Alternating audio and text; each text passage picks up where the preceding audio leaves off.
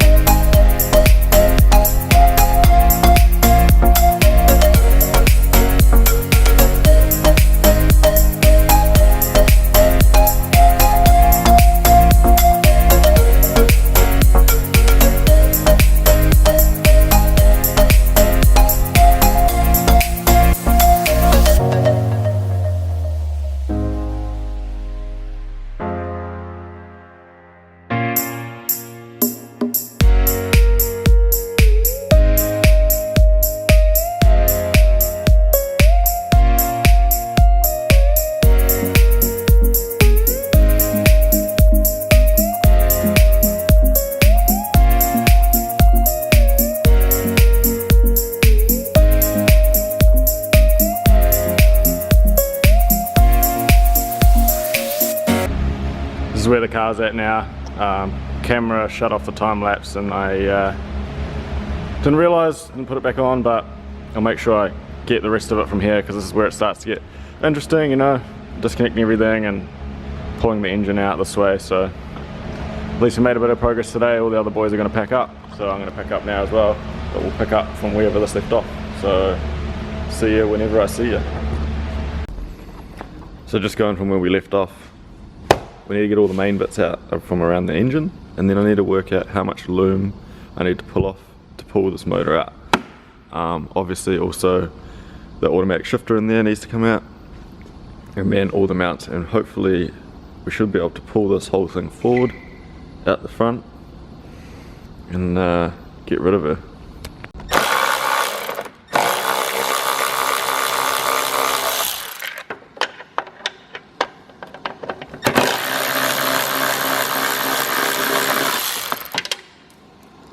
So I'm just trying to work this out as I go, because I haven't pulled one of these out for a very long time. But I believe you can pull most of the engine harness with the engine and leave all the stuff attached. So I'm basically just going around trying to work out what I need to unplug, like from the airbox and all that kind of thing. Obviously the throttle cable needs to come off, and then yeah, just undo everything and just give it a little tug out. Obviously if it's resisting, there's some shit I need to get a torch and find, and hopefully good. So I've been absolutely bloody hopeless at filming all this stuff, but I'll just show you where I'm up to now. So basically all the loom and stuff is sitting on top of the motor. Disconnected the power box and all that from over here. So all this wiring runs into the intake and stuff, but that's all disconnected. A couple of heater hoses back here. And then I think the last couple of things that I have to do is fuel lines. So they'll be under here somewhere. Charcoal canister stuff, which is just there. And then will be whatever's attached to the gearbox. So I believe that's unattached now, that shifter. I don't know if you guys can see it through the window, but so I have to get that out. And then I'll make sure that I video actually pulling this thing out of here so you guys have got some good content. But I'm sorry about that. I get into a bit of a work mode. I just want to get it done because I've got a deadline and I want to test it before the deadline, and it gets hard sometimes. But anyway, let's carry on. Welcome back everyone to the Chaser. We've just been piecing this one back together, as you can see. Doing all the front components now. Heads back on after being at the machine shop. That got Calford cams, Calford springs, obviously new seals and whatnot. If I pull off my trusty rag here, you guys can see. Got the head in. Just got little paint dots everywhere just so I know that I've torqued head bolts first, and then obviously all the can caps to spec for the ARP studs, and then to Toyota spec for the cam caps. So what I'm about to do now is put all my timing components on, put my belt on, and get it all timed up. So I've been lacking very badly at this filming thing over the last couple of weeks because I'm given a bit of a deadline. Need the hoist back. So as you can tell, the engine's out. I'm sorry, I wish I videoed it, but I didn't. But pretty simple. Just undo that loom like I was talking about, a few fuel lines, a few other little connectors, and then out she comes. Some of the other things that I've done while it's been out, just to keep it easy, is I actually, don't know if you guys will be able to see down in there, but there's 3 pedals. Interior's a mess because I got to get the shifter in. I'm going to do a solid chassis mount shifter, whatever the fuck they're called, before I put all that shit in. I need to get the car painted. Again, it was painted before. Put door cards on, so interior looks like shit, but hey.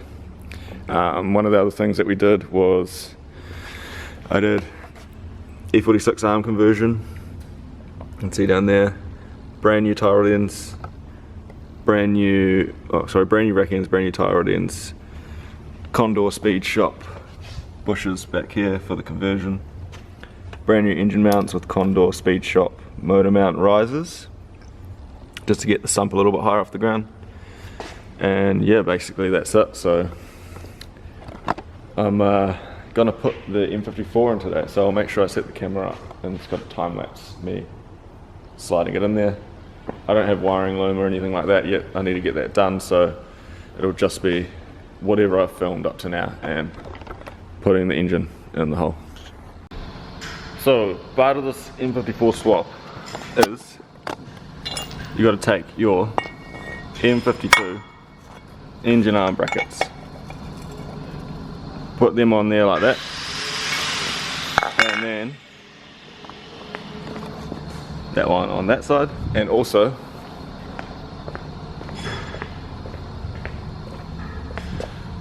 the manifolds. So I'm going to put all that on there, and then you guys can watch us put it in the car.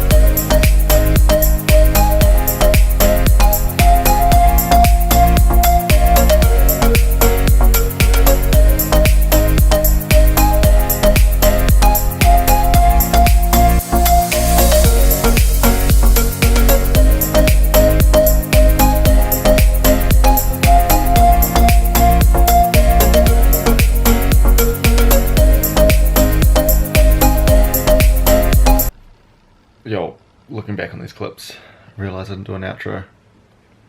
I'm sorry that this video was a bit all over the place, but hey, I'll make sure that I pinpoint any details that I need to in the next lot of videos, because it's probably going to be the same, just because I need to get the car finished ASAP for getting it off the hoist and getting it drifting. So yeah, sorry about that guys, but I'll make sure that any details that I really need to point out, I will. Thanks for watching.